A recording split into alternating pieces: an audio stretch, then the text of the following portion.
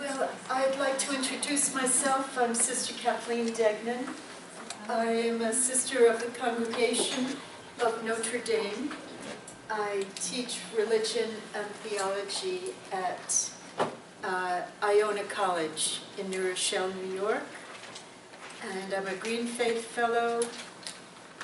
I'm President America of the International Thomas Merton Society. That's just to let you know that I'm not making any of the Merton stuff up. And with some wonderful colleagues, I co-convene the Thomas Berry Forum for Ecological Dialogue. And that's our effort to try to make space for doing all of the conversation, the likes of which we'll try to do together today. And so I thank you very much for inviting me to Nevada, a place where I've never been before, but find your mountains to be so beautiful. And I hope to get a good long look at them tomorrow as I take a little Sabbath here.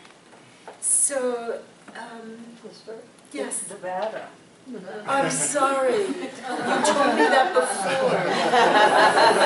That's like when my first teaching mission was up in Connecticut, and I went up and I, you know, as the first thing the students, the young high school students at the time, gave me an apple. I said, "Oh, thank you so much, but I also love bananas."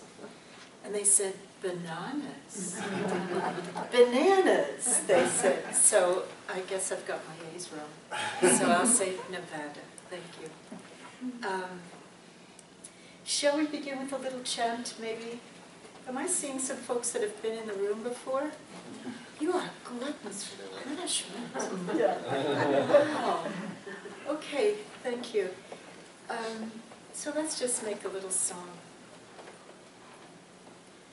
Laudato si, laudato si, laudato si, laudato si, laudato si, laudato si. So praise be to you, living one, maker of the universe, fashioner of all creation. We give you thanks that we are breathing your breath, that your heart is beating in unison with ours. We give you thanks for this life that you have given us. And we ask to be open to your wisdom so that we might be servants of this one common home which you have entrusted to us. We say amen. Amen. Well, friends, I think the project that I would like to share with you today is a bit experimental, if you don't mind. I've been doing a lot of work on Laudato Si in itself, in its own voice and the voice of Francis, but also the work I've been doing to bring Francis as the voice of this encyclical. He's not the only writer of the encyclical, as you know, but as the voice of the encyclical is to bring him into conversation with someone that I'm very devoted to, who is Father Thomas Berry, whom you may know about.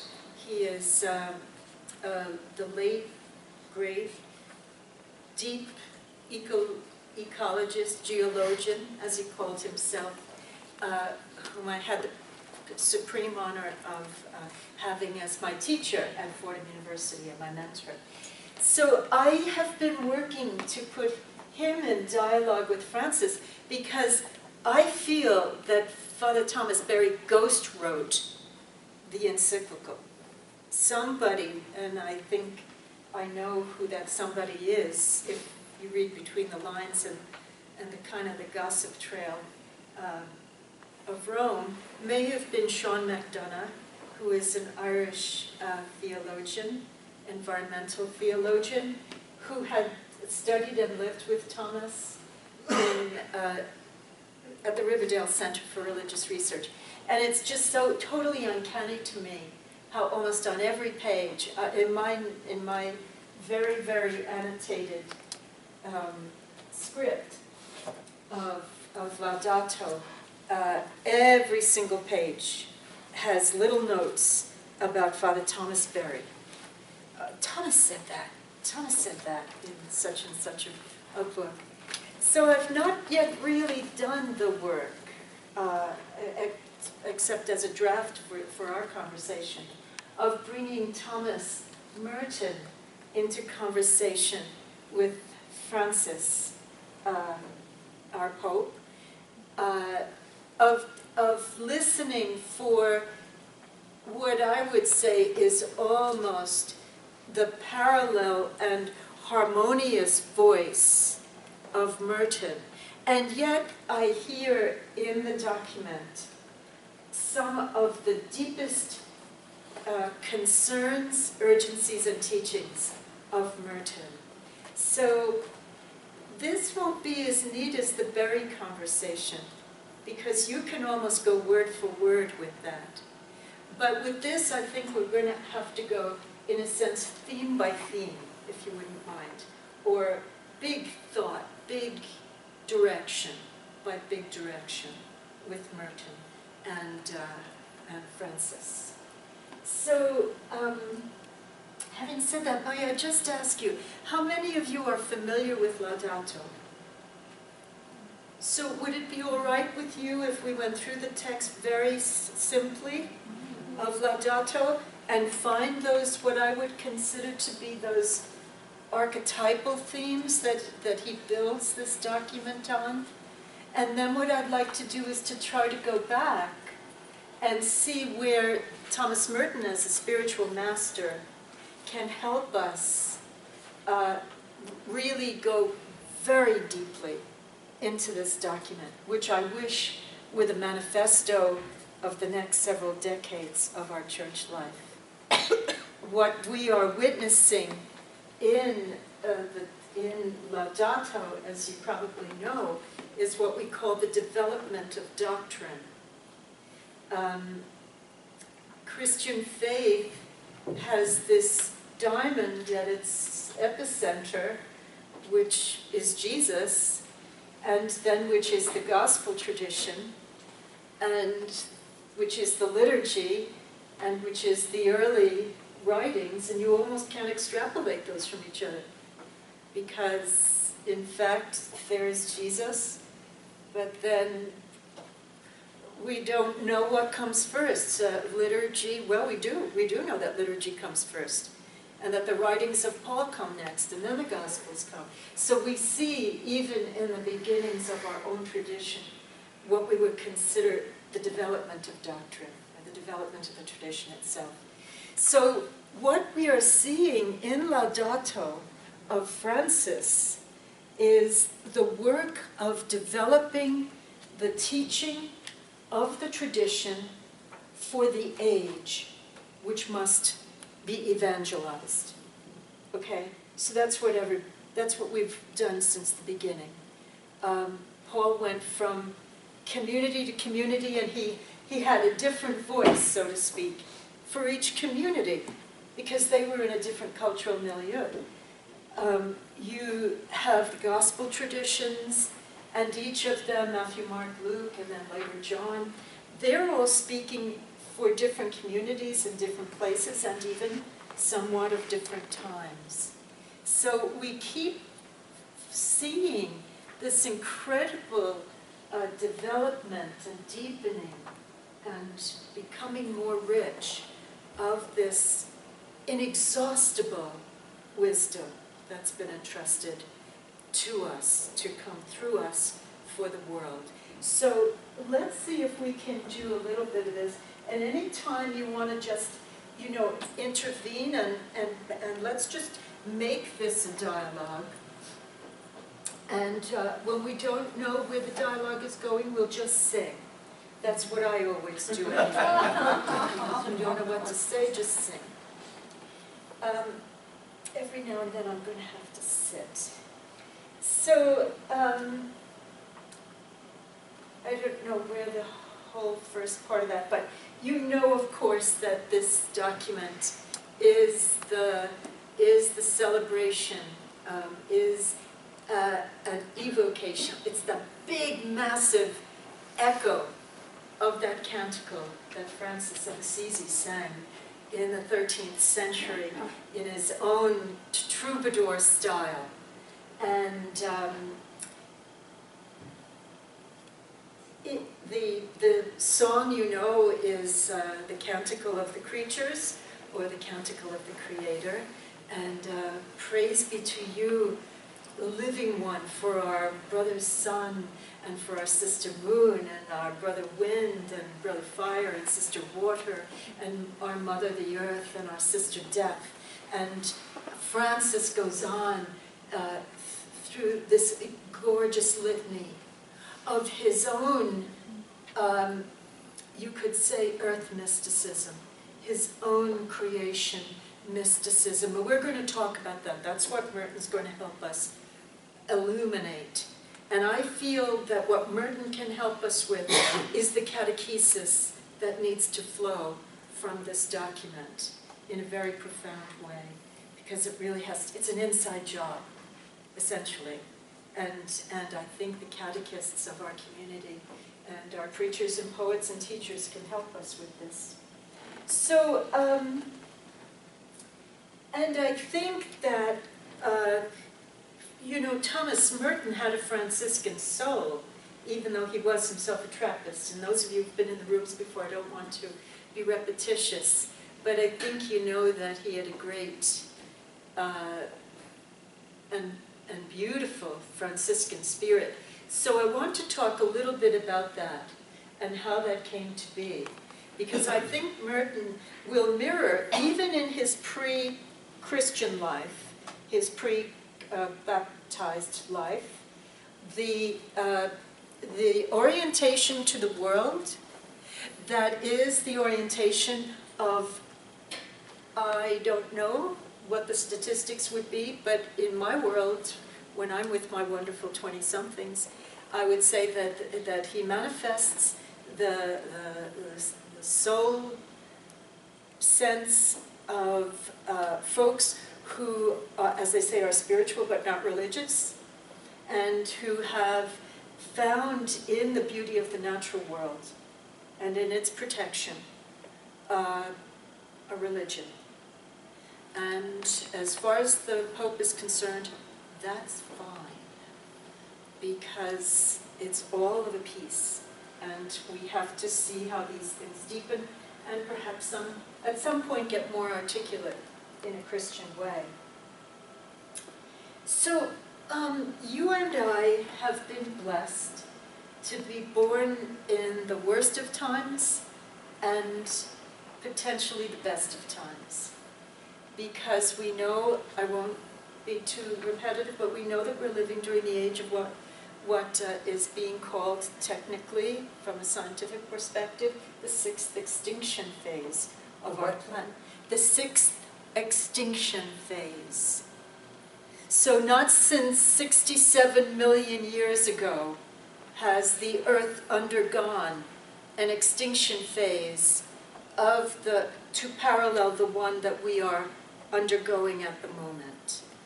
In 67 million years ago, you know that was the great meteor slam into the Yucatan Peninsula that had that effect of creating a nuclear winter, so to speak. And over the next centuries, and I don't know how many years, I know in Earth history time it was quite a good bit of time, but it did wipe out almost 90% of all living species. And that's pretty wicked. However, you and I could never have come to be in that world, because those big creatures were out there pretty much devastating everything. The old dinosaurs were eating up just about everything.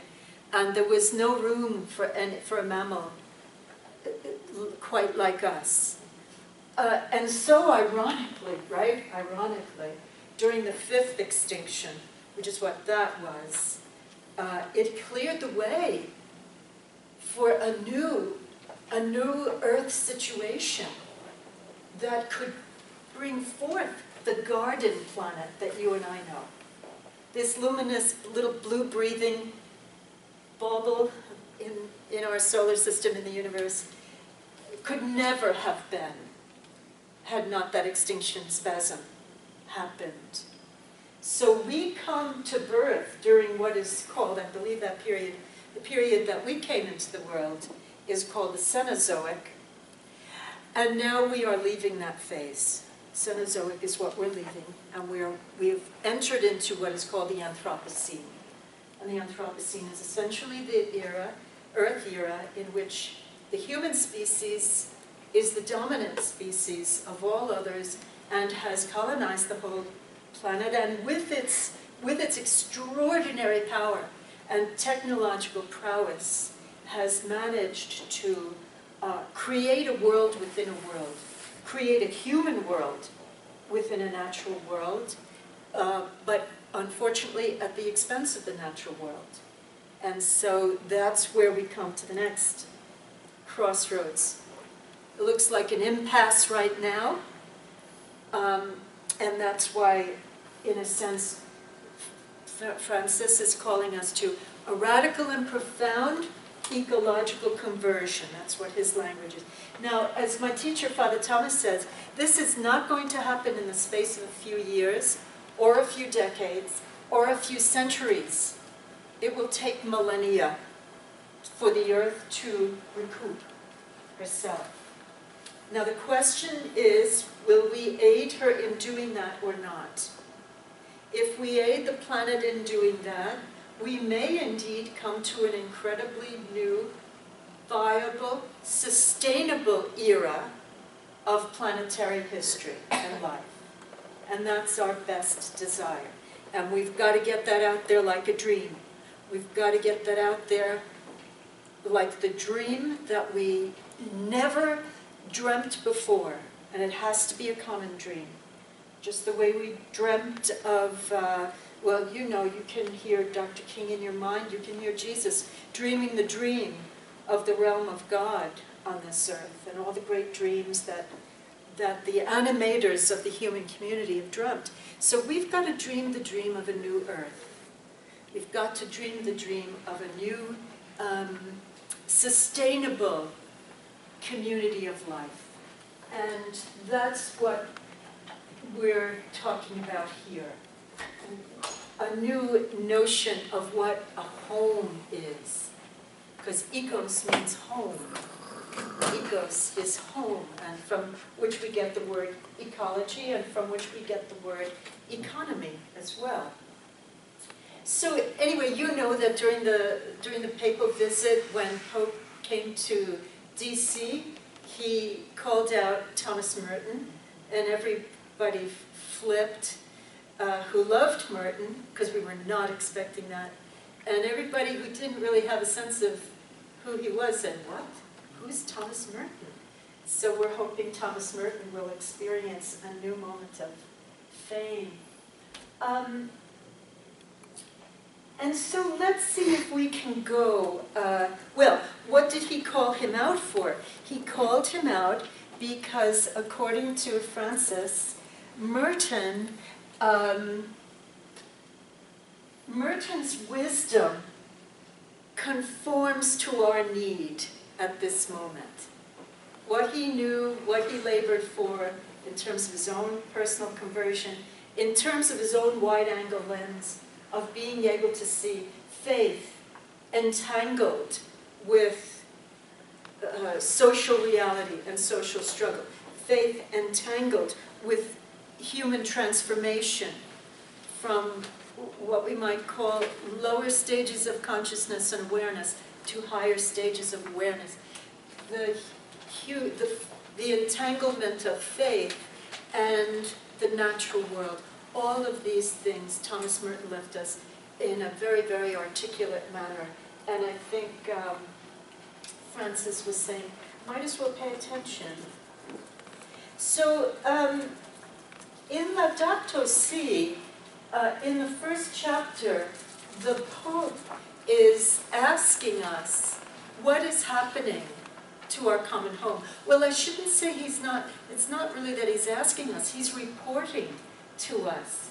And he makes it very clear that this is not his own reportage, because even though he's a scientist, by his first training, he is not an ecologist or an environmentalist. And so he says that he has gathered the wisdom of all of the best scientists on the planet. And you can do that when you're the Pope. You know, because you can hold those conferences and you can have Dr. Sachs from the Earth Institute and all those other folks come and give you the hard data as it is known at any time. And by the way, the data is always shifting. Sometimes it's shifting better than we thought, and sometimes it's shifting worse than we thought in terms of the Earth and its health at this moment. And so what he wants to do is walk the Christian community. By the way, the first thing we should say is that this letter is not written just for Catholics. He says, I am writing this letter to every human being on this planet, because this is a global concern. And so he's talking in a voice that is more than the voice of the Bishop of Rome. This is the voice of a spiritual leader who feels that he and other spiritual leaders, and thank God they are doing it, begin to start telling this story. So in the first chapter, he begins to give the scientific consensus on climate change, along with a description of threats to the environment. And he wants to say this is no longer theory, okay? So he's basically saying, I really don't want to hear in the church, especially from any of our teachers, that, well, you know, all the data's not in, or this is not, we don't really have a scientific consensus. Yeah, because he wants to say, we have what we need to know that to be able to actually move on the situation as we perceive it. He will underscore that it is a humanly generated, for the most part, crisis that we're in, especially because of the contamination to the atmosphere through carbon emissions, basically through the use of fossil fuels. So, but the two things, it's really interesting, and I don't know, but it's entirely possible because the Vatican is so incredibly tuned in to everything. You know that in December we just had the COP21 meetings, Conference of the Parties in Paris, where the nations of the world went to discuss the the necessity of a treaty, a binding treaty that would commit all the nations of the planet to really reducing carbon emissions. Essentially, that's the biggest one. It's not the only one, though. And what the Pope was very concerned about was water as a human right.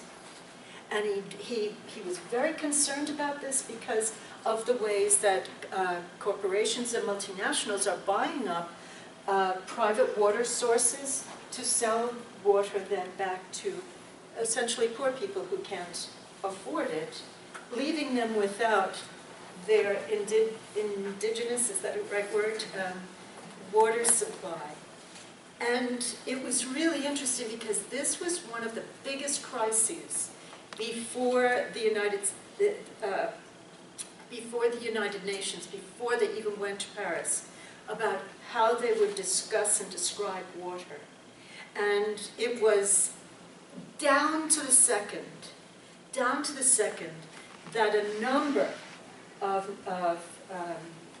national actors, nation states, did not want to say that water was a human right. And the biggest, of course, resistor to that was the United States. And so it took tremendous lobbying and leveraging. And I would like to say we could all put our hands up for this young, beautiful Irish mercy nun who got the language through her NGO work and her lobbying with her team, to say that water is a human right. That's a big thing, my friends. I have the chills telling you that, because it was so touch and go. But for some reason, the Pope is really concerned about water diversity because it's such an issue for the poor. Water supplies, and then biodiversity. Oh, good, now we've got these things. I never know if they're going to work. So we know that we are disturbing the planet. And then he gets on to one of the big themes of Laudato, which is, and of course this is totally appropriate for a religious community to concern themselves with, changes of lifestyle, which will come up over and over again in the conversion conversation. Changes in production, modes of production, and of consumption.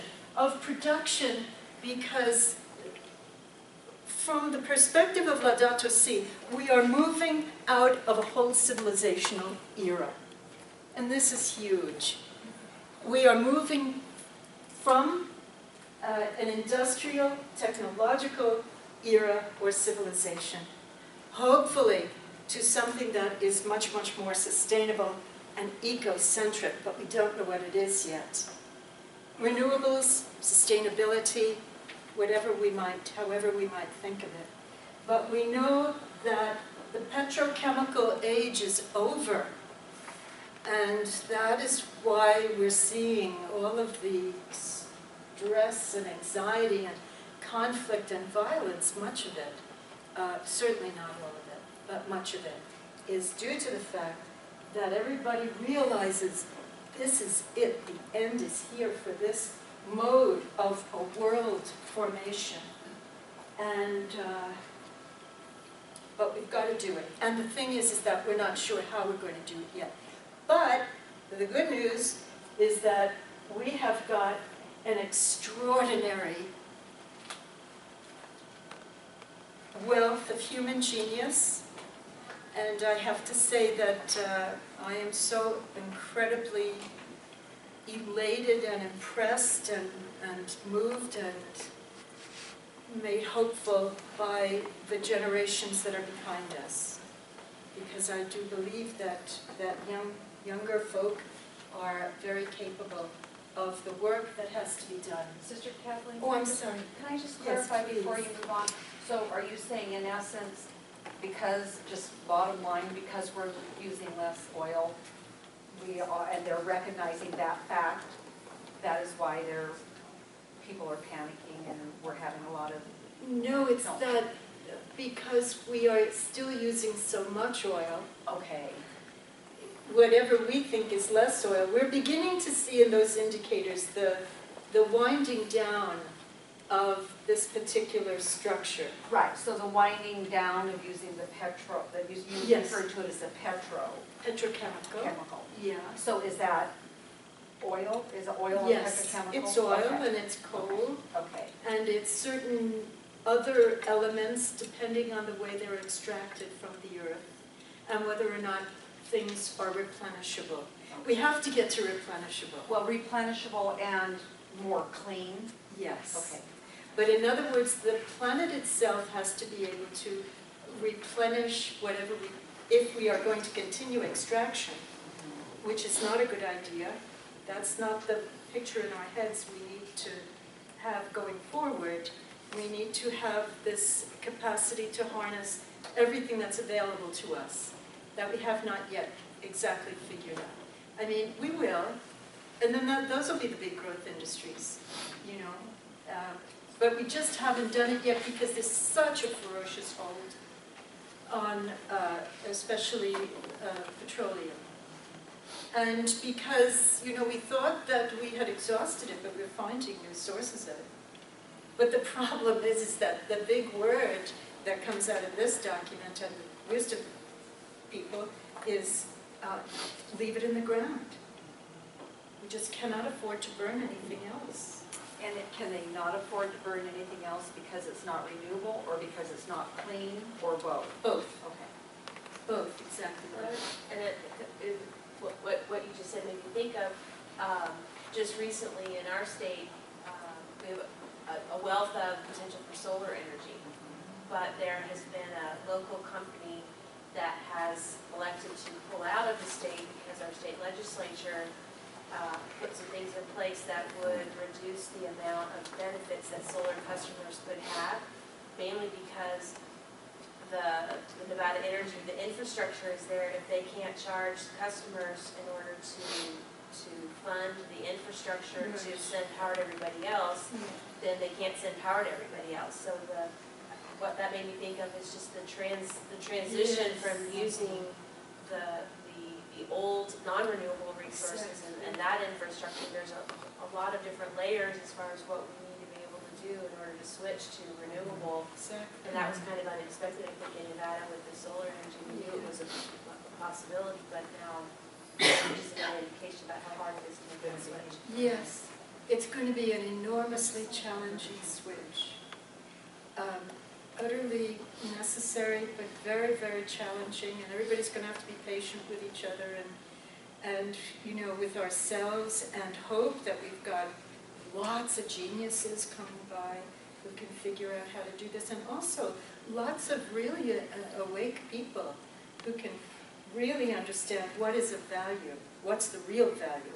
Is sustainability the value? That is to say that we can continue here on this one and only planet we've got. We're not all ready to be the Martian yet, you know. But so how will we do that? Something you said triggered another piece of it. Maybe it'll come back. But thank you. That's really an important awareness that we're in such an in-between time, and this is going to be hard, and it's going to be messy, and it's going to take a lot of maturity, essentially, to see how to go forward.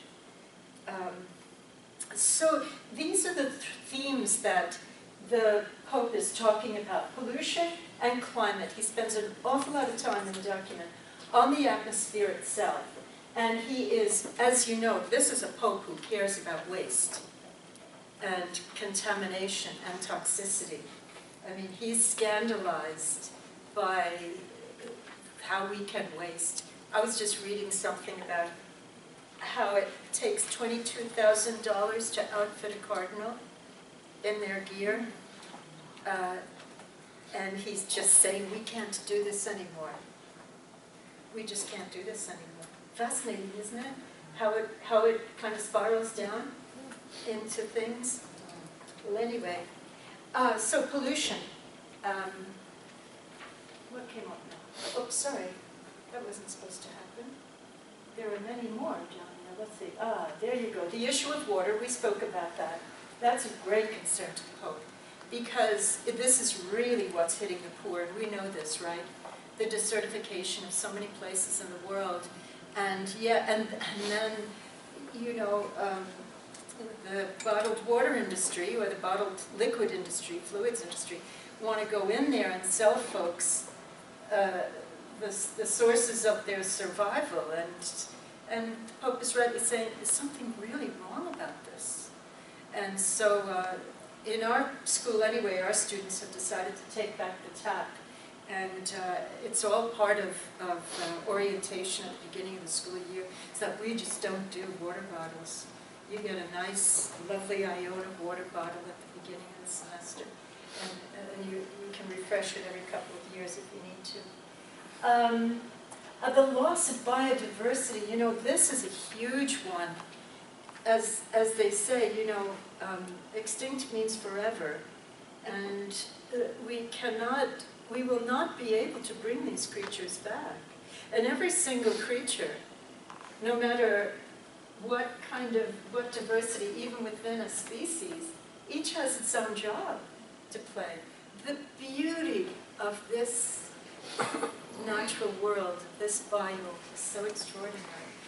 But because we have lost that sensitivity, and that's where I'm going to bring Merton in, because we've lost this intimacy and sense of my body, our body, God's body, being the incarnate form, which this earth is, that we don't have these sensitivities to biodiversity. I have a friend who works in Appalachia with the Mine people, and she's in my congregation. And when you go to visit her, her walls are full of different kinds of oysters. Is it oysters? I'm sorry, I'm from New York. We just turn on a tap. But is it oysters that have the function of purifying our water system? And there are dozens upon dozens upon dozens of these shelled creatures that have the work of purifying different elements and toxins from the water system. And of course they're being extinguished at a tremendous rate. So one of the things that's going to happen in the future is that we have to make ecology the queen of the sciences. In other words, I don't know what the queen of the sciences has been. As a theologian, I don't know that. But whatever it was, it needs to be replaced now. We are agreeing by ecology, by knowing this planet. Of course, we know that he talks about the decline in the quality of life, global inequity, and what he wants to talk about are the weak responses to all of this. You know, part of what's the most fascinating about our present predicament is that we're not all up in the air about it. Is that we take every day as if there's nothing really wrong going on. As if this can continue. And so he wants to really call out those weak responses. And he names them. He says some of it is denial. Okay, some of it's ignorance. Yes, I'm there for a lot of it. Some of it is intentional resistance, because to accept the reality as it is would be too great a burden of change on us. And of course, then the big one is the loss of wealth and power, which the transformation will require. So, well, yeah. This is one of the great concerns of Francis. I'll let you read it. He's not just talking about water now. He's talking about just about everything.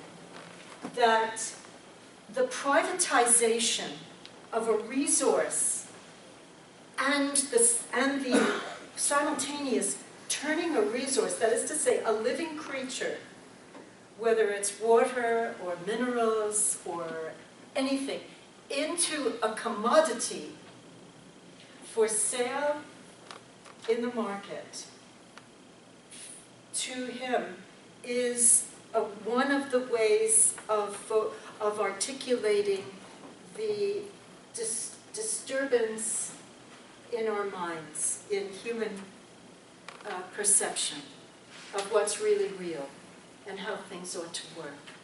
This, in a sense, is turning the human into someone who has the capacity to turn life into death, to turn what is living into something inert, as you turn something beautiful and alive into, you know, an ivory necklace or keychain. And you know what's at the other end of that ivory keychain, right? Or that ivory necklace is a dead elephant, which is a very extinct, vulnerable species. So, access to safe drinking water is a basic and universal right. And he's going to say that for a lot of things. Seeds, soil, all of these kinds of things. So that's kind of an axiom of his. The magic that we do of privatizing something, commodifying something, and then commercializing it. So the Pope then, of course, wants to remind us that it is the poor who suffer first and worst the events of climate change, of sea level rise, which is already happening, of severe weather. We know about that. You folks know about this, probably severe drought. Do you folks have drought? Yeah. No, you're in drought, right? With your Californian neighbors, right? And then, of course, it's opposite, severe flooding. Desertification, deforestation. Do you know that there are only about 2% of this planet remains wilderness? That was one of the most shocking little factoids I came across. That staggered me. 2% of the planet is wilderness, which means that we haven't been there really to do anything to it yet. And yet we know that it's within wilderness that the natural world can stabilize itself. If the human can manage either to learn how to minister to the natural world, which is what we're going to have to do, or remain somehow at a reverent distance. Food insecurity, land grabbing, toxic dumping, species extinction. There you go with the extractive industries. These are the concerns that the Pope has. This is his list or his litany of things that we've got to deal with. And by the way, he is saying that every single one of those is in some ways, well, not in some ways, every single one of those is a moral concern. So that's why we're in the room talking about it, right? So he wants to say that this is not simply a green encyclical. When I had the joy of being in Rome this summer with the organization that I work with, Green Faith, and we train interfaith religious environmental leaders, folks to do the work of really bringing forward this new challenge to their faith communities. And I believe you had 2 panels of interfaith responses to Laudato Si at your conference, which is wonderful. So those are the folks I work with. And I got a phone call from the director, and he said, "Kathleen, can you be on a plane in 2 days to go to Rome?" I said, "I'll be there in 50. How fast can I get to JFK?" So I said, "Why?" And he said, "Well, we've gotten our grant to gather 100 international, multi-faith, young, emerging, religious, environmental leaders." So I'll show you pictures of them as we come up. It was a dream of Green Faith, and I would say it was a dream of Fletcher Harper, this Episcopal priest, that once this encyclical happened, we were going to go to Rome and throw a parade for the Pope, all the way into St. Peter's Square, and the outrageous promise we made to the world was that we would turn St. Peter's Square green in gratitude for what he had done. So,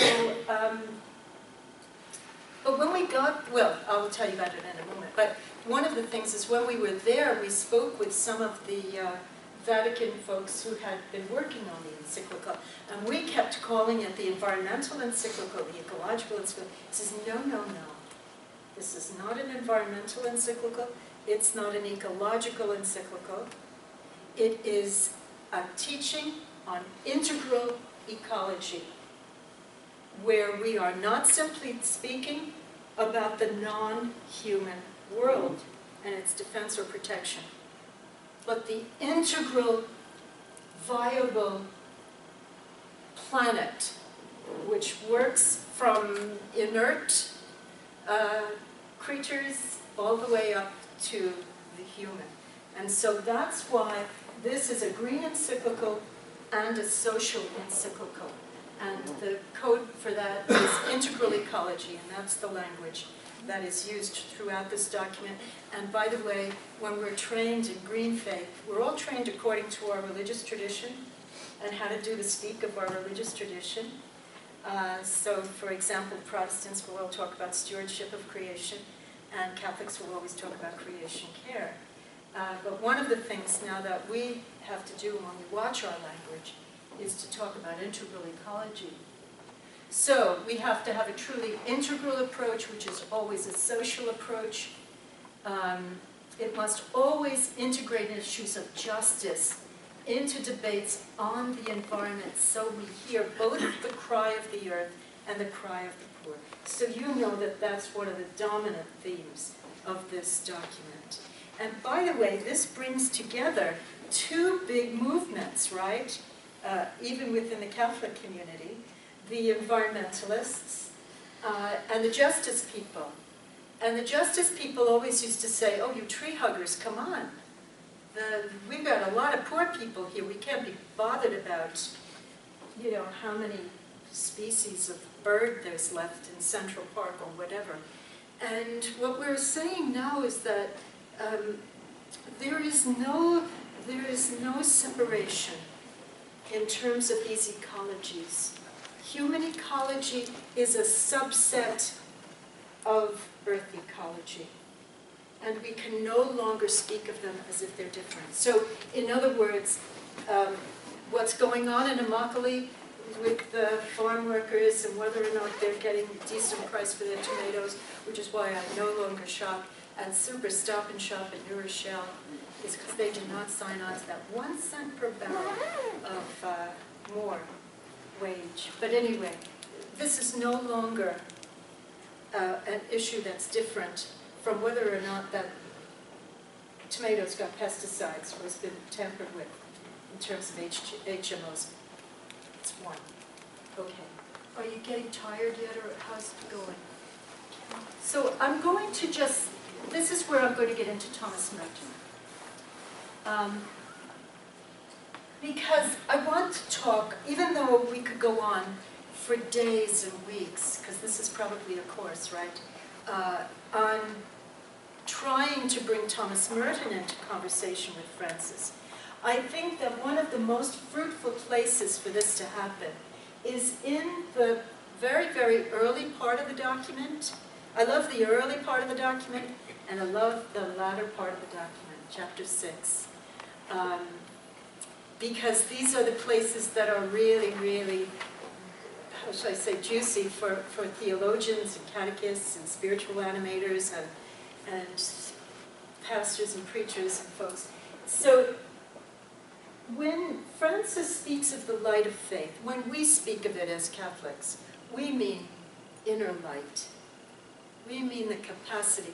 We mean the radiance of the inner light, which is the ground luminosity of our nature, shining out upon everything and illuminating it for us so that we might perceive it literally in the light of light. Light from light. And so, if faith is such a light, where does this light come to us from? Well, it's interesting that Francis is going to say from biblical wisdom.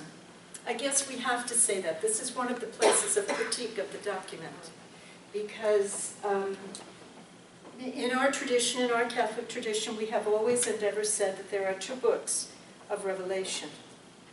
And the primordial book of Revelation is the revelation of the universe itself. It is creation. That is God's first word. And this has a long, long history. It goes back even beyond Christian tradition to the Jewish tradition. And in another, you know, if we could ever be together in another setting for about 2 weeks, we could do that conversation on the great masters and teachers of the book of creation, which is the first book. The second book is the commentary on that book, and those are the wisdom scriptures of any religious tradition. We're talking as a Christian community. So for us, the gloss, so to speak, the illuminating way of reflecting on this mystery, this book of the universe, or in our tradition we say book of creation, is through the scriptures. So some folks would like to have put this in reverse, but it's okay, because we do say some pretty wonderful things in the document on the mystery of the universe. But it is through the mystery of the universe itself that we come to an awareness, or how shall I say, that the light of faith is ignited in us. We come to see because we have, literally, we have eyes to see. And we have eyes to see the wonder of God's creativity. And that is what Francis is going to underscore here in the message of creatures, in this notion of the integral harmony of creation, in the understanding that the universe, as Father Thomas Berry would say, is a communion of subjects and not a collection of objects. So let's see if, having said some of that, we can bring Merton back into the conversation. So, I don't know about you, but I do think it's really important, or at least it has been for me, to remember how I was first taught to pray.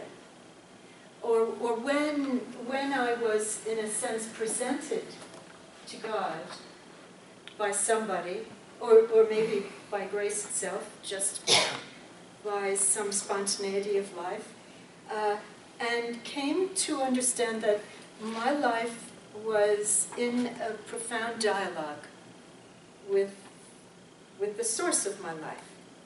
And I've been remembering this because my own little Irish mother taught me to pray when I was little.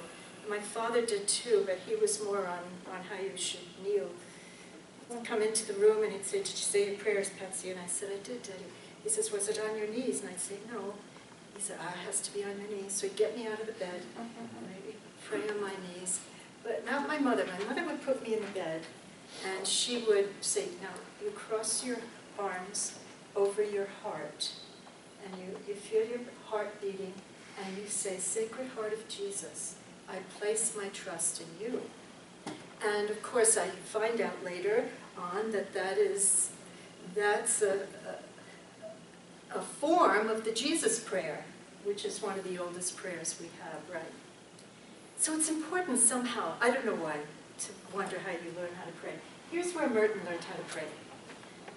Not religious people, artists, as we said before. But his father used to take him around the world when he had just become an orphan at the death of his mother,